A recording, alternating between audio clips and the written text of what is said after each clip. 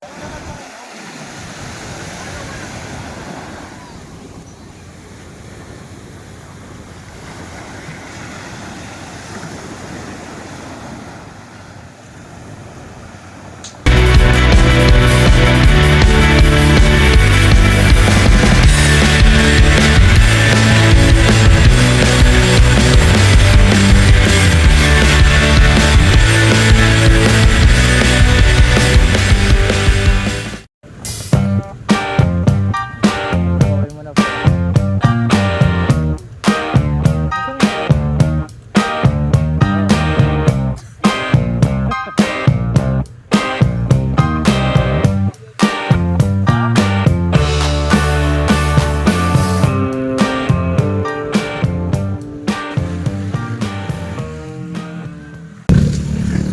tayo kape?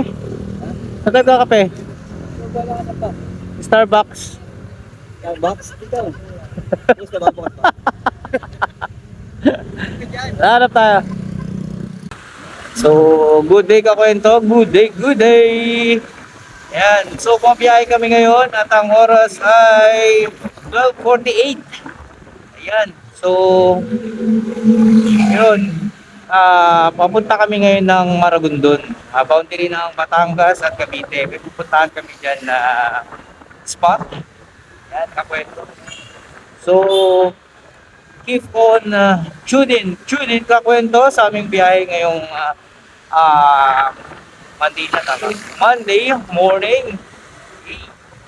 Yan. So, kakwento,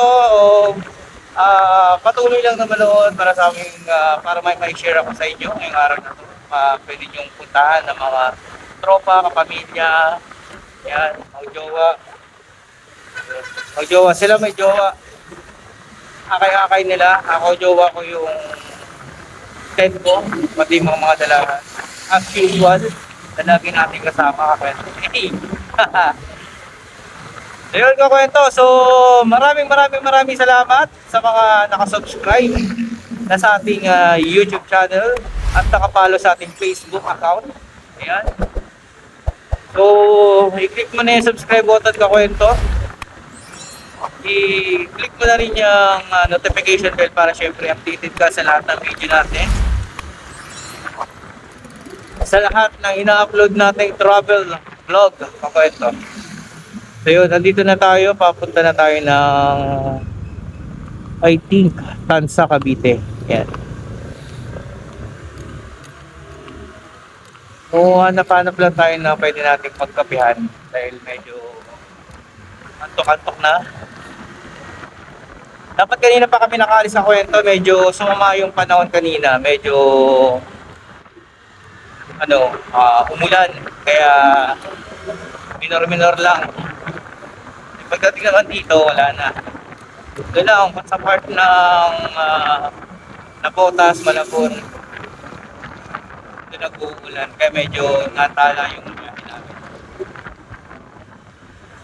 So, heavy traffic dito dahil may ginagawang construction, based na rin sa ating maps. Yeah. Let's find ways. Medyo traffic dito sa mga papasok na ng Tansa dahil may construction na ginagawa. Hindi lang natin alam kung anong project to. Yan.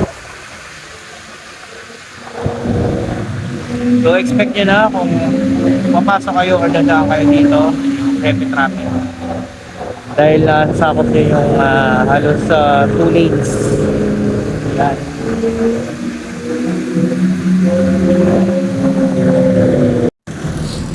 Pre, walang bukas na Starbucks eh. Dito na lang tayo. Ito. Kusina ni Bayaw. Ano, kusina ni Bayaw. Wala tayong madaan Starbucks pre. Pinilit ko kaso wala talaga eh.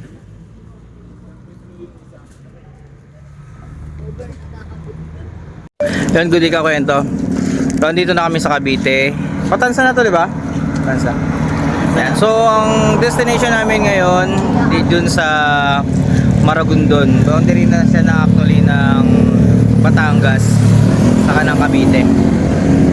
So, new sets na kasama natin. Ayan. Mga bagong mukha sa ating video. So yun, antabay kakwento, keep on tuning sa aming travel for today. So yun, thank you kakwento.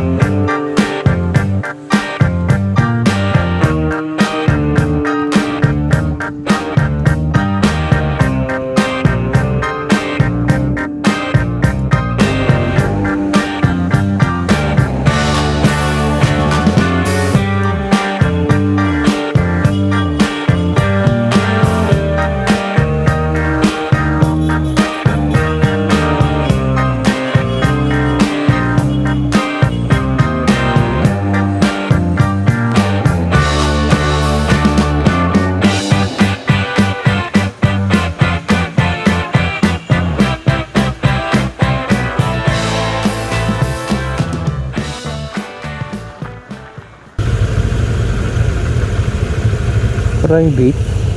Wala ba yung bandaan dyan, boss? Sir? Wala bang ibandaan papasok? Ito na lang ito yun eh. Yung tapon. Private daw yan? Di ba public yan? Private? Private? Oo. Sabi? Kailangan daw may contract doon sa loob eh. Ha? Kailan ako kausapin niya? Ay, private po.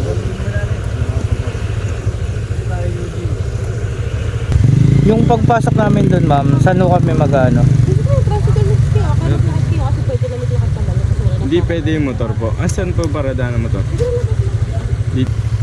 Yung pagpunta namin doon, sino kakusapin namin doon, Lana? Ako na rin po. Kayo na rin ho? Oo, kami na rin po. Kasamahan niyo po kami doon. Ako.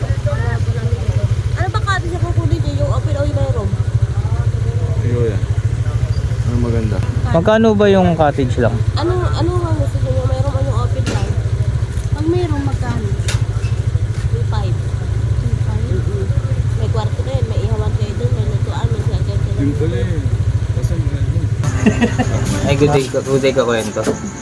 So yun, nandito na kami sa Patungan Beach. So mag-settle muna kami. Nakarating kami dito ng mga alas 3. Alas 3, di ba? Yes. So 3, madaling araw na. Medyo pungay-pungay, pero kain na kami. Pwede yung pang ano? Higit sa ano? So later kakwento, so later natin itatakal yung mga dapat nyo malaman, yung mga dapat kong i-share sa inyo kung gusto nyo magpunta dito sa Patungan Beach. May mga bagay talaga kayong dapat malaman bago kayo magpunta dito.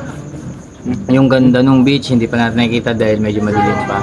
So later kakwento, itatakal natin yan. So pahinga muna kami. So okay po joining kakwento para at least masubaybayan nyo yung ating vlog dito sa Patungan Beach. Nandito na kami sa shore. Ay nga pala kwento, itong Patungan Beach is nasa pagitan ng Cavite, Ternate di ba?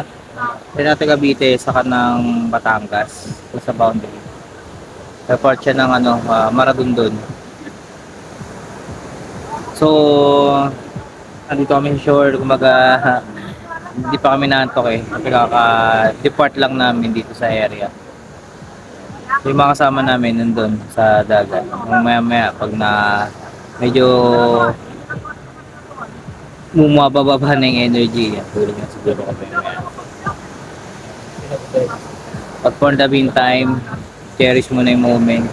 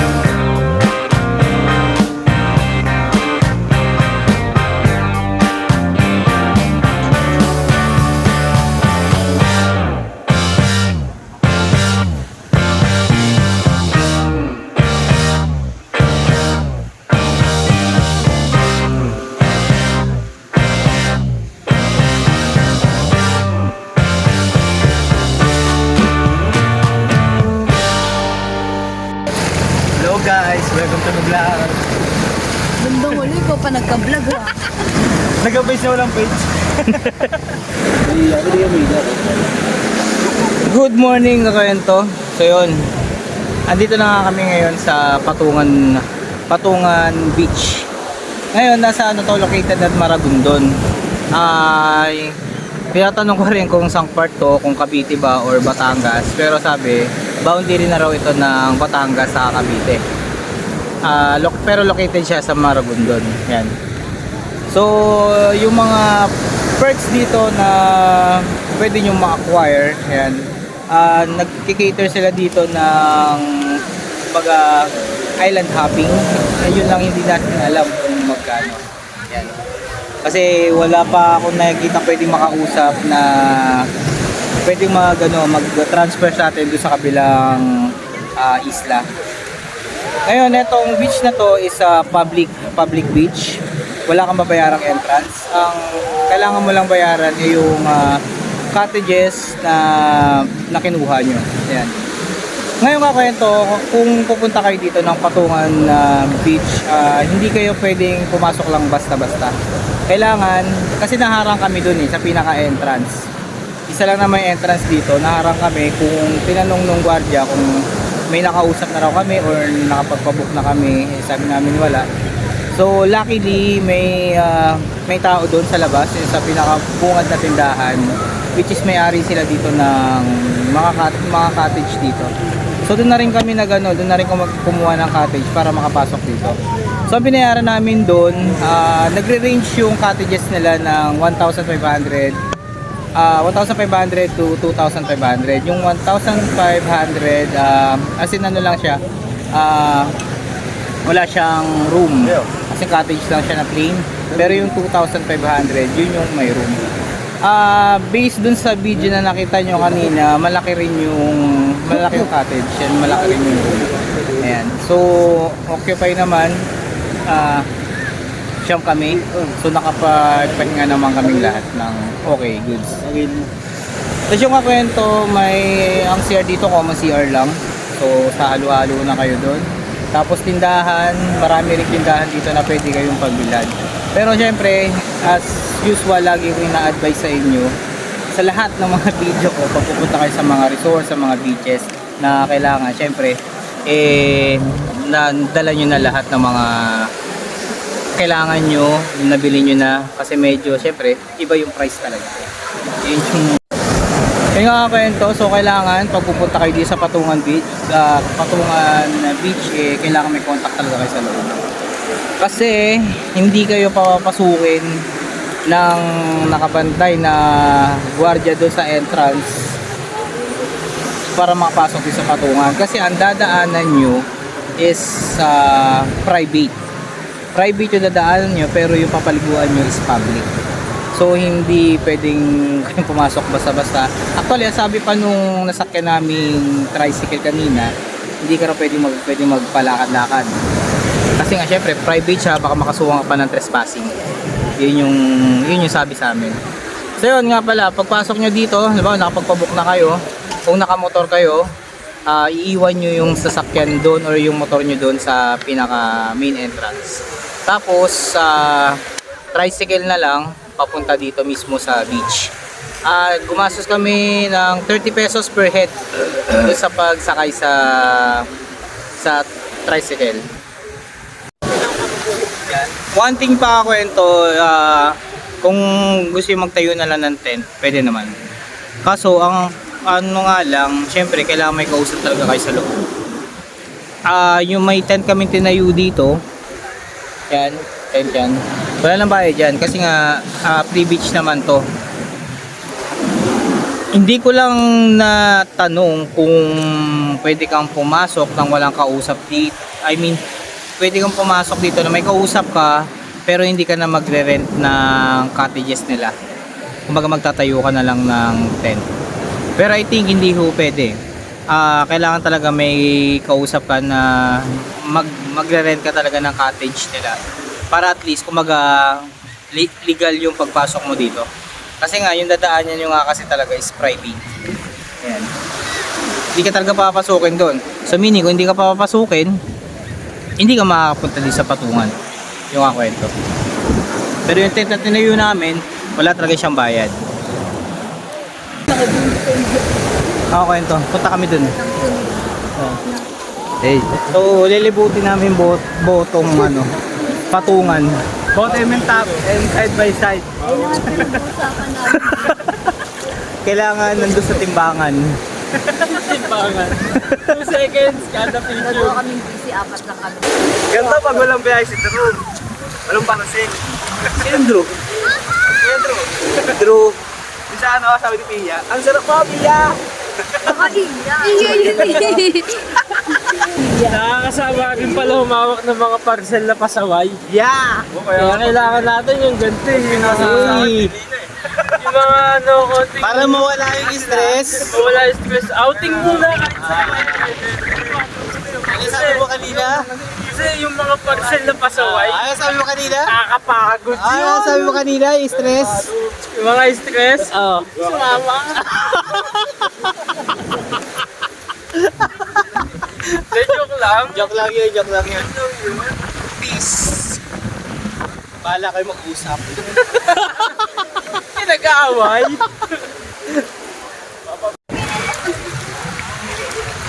Kaya nga kwento.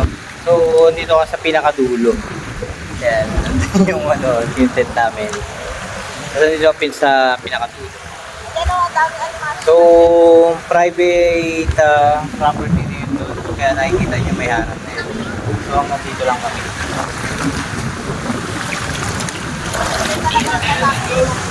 Sabi nung kasama namin before, open daw to. Yan, open daw yan. Pero ngayon, kumbaga na privately owned na raw, kaya nagkaroon na ng araw. Pero kung titignan nyo kasi sa malayo kanina, ang ganda nung side doon, kasi mala white sand, yun nandun. So, Karami! yeah. Hindi naman matulas yung bato eh. Okay rin dito. Mabato nga lang talaga. Yun yung view. Hey! Ito kung nakikita nyo sa likod, ang daming cottages dyan na pwede nyong puntahan, pagrentahan. May mili na lang talaga kayo. Ngayon, sabi ko nga kanina Laki ng bato na hindi kayo pwedeng pumasok dito nang hindi kayo naka-book or wala kayong kausap na tao dito sa loob. Kasi nga, yung dadaanan nyo, private property. Hindi kayo papasukin. Yun ang kwento. Hanggang dito na lang ang ating vlog dito sa Patungan Beach, dito sa Maragondon. Boundary ng Batangas at Cavite. So yun, mga kakwento, ikaw dyan na nanonood pa rin hanggang ngayon. Huwag mo na yung kalimutan na i-click yung subscribe button. I-click mo na yung notification bell para syempre updated ka sa lahat ng vlog natin, sa lahat ng video na ina-upload natin kakwento. Ayan. So yun, hanggang dito lang ako ito. So thank you, thank you.